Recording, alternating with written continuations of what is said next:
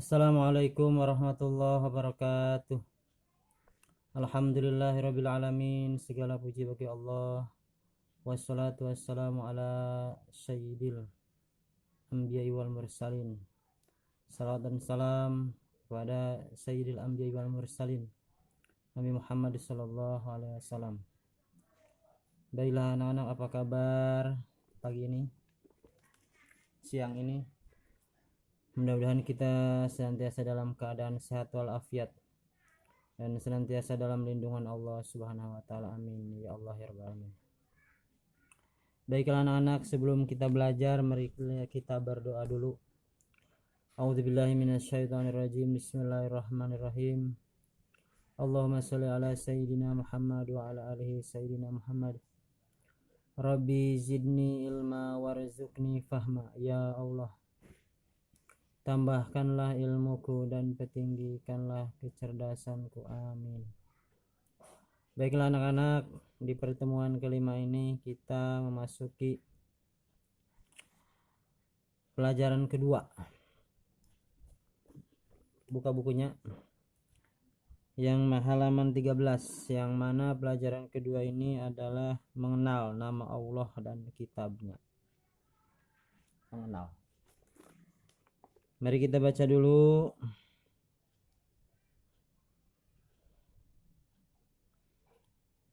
Mengenal nama Allah SWT, Asmaul Husna. Sudah menjadi kebiasaan apabila kita ingin mengenal sesuatu, misalnya ingin mengenal orang, hewan, maka melalui namanya. Dalam Al-Quran sendiri, nama-nama Allah disebut dengan Asmaul Husna. Asmaul Husna adalah nama-nama yang Allah yang baik dan indah.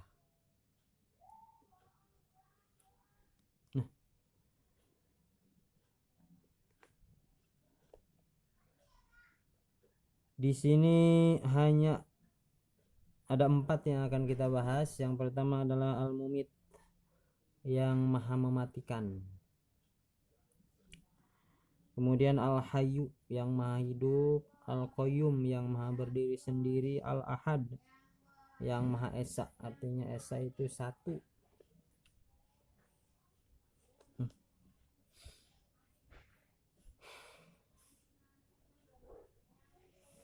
Al-Mumit mengandung arti yang maha mematikan, sebagaimana firman Allah SWT, setiap bernyawa pasti mati. Tetapi kematian itu ya bagi orang yang baik, yang beriman, yang soleh adalah tangga atau menjadi tangga menuju kebahagiaan yang abadi. Bagi yang orang-orang yang soleh.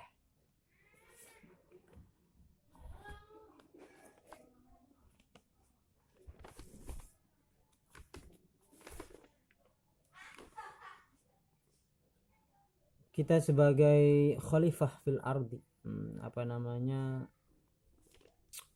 pemimpin di muka bumi, Allah jadikan kita pemimpin. Sebagaimana dalam Al-Quran disebutkan, wa idz qala rabbuka lil malaikati inni ja'ilun fil ardi khalifah. Aku jadikan manusia pemimpin di muka bumi, yaitu dengan mengutus Nabi Adam. Setelah Nabi Adam, maka anak-anaknya, cucu-cucunya, ya seperti kita. Kita sebagai pemimpin di muka bumi, maka hendaknya kita jangan semena-mena dalam mematikan sesuatu. Contoh, karena memotong tumbuhan yang kalau tidak ada faedahnya, jangan main potong saja. Kenapa? Karena kita sebagai orang yang mendapat titipan dari Allah, khalifah, pemimpin yang Allah pasrahkan untuk memimpin di bumi ini, untuk menjaga bumi ini, entar akan dipinta pertanggungjawaban. Karena di sana ada Al-Mumit yang maha mematikan. Jadi kita tidak boleh semena-mena. Maka dalam meyakini Al-Mumit ini, seperti tadi dikatakan, setiap orang akan mati. Tapi kematian itu bagi orang yang soleh adalah tangga atau suatu proses menuju kebahagiaan yang abadi. Itu bagi orang yang soleh. Tapi sebaliknya bagi orang yang durhaka, pendosa, itu kafir, ingkar terhadap perintah Allah, tidak melaksanakan perintah Allah,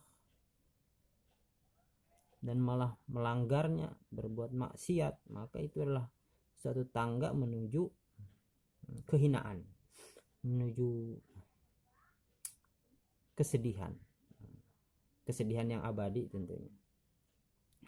Nah, seperti itulah kita sebagai pemimpin di muka bumi ini diberikan kekuasaan oleh Allah untuk menjaga bumi ini dengan sebaik-baiknya, bukan malah sebaliknya, bukan untuk merusak. Karena kalau kita merusak, maka kita akan pertanggungjawaban di akhir pertanggungjawaban kita akan mendapatkan balasan yang siksa yang menyedihkan. Hendaknya, maka dari itu dalam mengimani Al-Mumit ini kepada yang maha mematikan yaitu Allah, maka sebaiknya kita selayaknya, di samping kita jangan semena-mena dalam membunuh apapun, kita juga hendaknya berdoa kepada Allah bahwasannya ya Allah, matikanlah aku dalam husnul khotimah. Nah itu. Yang kedua adalah Al-Hayyu. Hayyu artinya yang maha menghidupkan.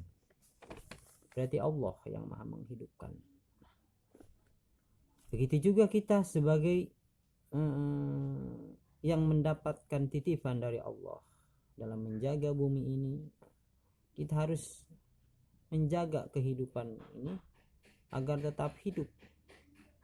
Contoh, menjaga kehidupan diri kita. Kita makan yang sehat, tidak berlebihan, tidak kekurangan, seimbang, gizi seimbang. Setelah itu kita berbagi kepada tetangga kita yang membutuhkan, bersedekah, ngasih makan, minum, dan sebagainya. Itu adalah salah satu menjaga kehidupan keluarga kita, tetangga kita, sekeliling kita. Dan setelah itu kita juga berdoalah kepada Allah, ya Allah, berikan kami kehidupan yang tentram, damai, dan bahagia. Nah, seperti itu. Kemudian Al-Qayyum, yang maha berdiri sendiri. Nah, apa efek samping, bukan efek samping, apa motivasinya terhadap diri kita, terhadap keimanan terhadap Al-Qayyum ini adalah yang maha berdiri sendiri. Kita harus bisa berdiri sendiri. Kita harus bisa, kalau anak-anak harus bisa nyuci sendiri, harus bisa makan sendiri. Kalau anak-anak, kalau udah di remaja harus bisa nyari uang sendiri, belajar sendiri dengan rajin, memasak sendiri, dan sebagainya. Itulah hikmah dari kita beriman kepada yang maha berdiri sendiri. Nah, sebelumnya kita berdoa kepada Allah, ya Allah,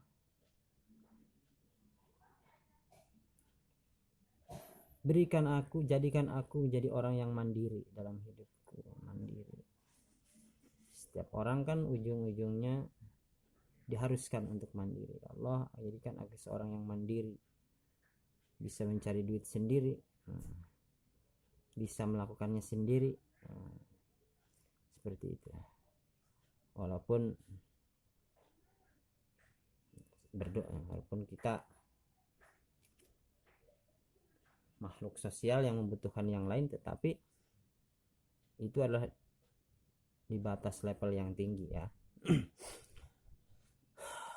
Nah, itulah.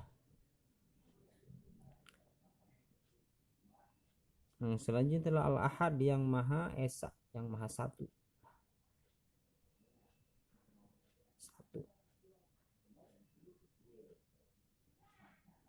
Diri kita sendiri harus bisa mandiri tadi. Dan selebihnya kita berdoa, ya Allah yang Maha Ahad, jadikanlah aku menjadi orang yang mandiri dalam hidup ini gitu. Orang yang mandiri itu luar biasa, bisa mencari duit sendiri, ibadah sendiri bisa, artinya tahu ilmunya gitu. Baiklah anak-anak, untuk pertemuan yang pertama ini langsung aja tugasnya adalah tulislah Asmaul Husna yang 99 itu bersama artinya. Nah, luar biasa panjang ya, tapi nggak apa-apa karena waktunya masih panjang. Ini mulai hari Kamis, hari Jumat, Sabtu, Minggu kan menuju libur panjang. Nggak apa-apa, bapak kasih tugas banyak. Tulis Asmaul Husna bersama artinya, kemudian foto di share di Classroom. Itu saja untuk pertemuan pertama ini. Mohon maaf bila ada kesalahan. Bila taufiq, assalamualaikum warahmatullahi wabarakatuh.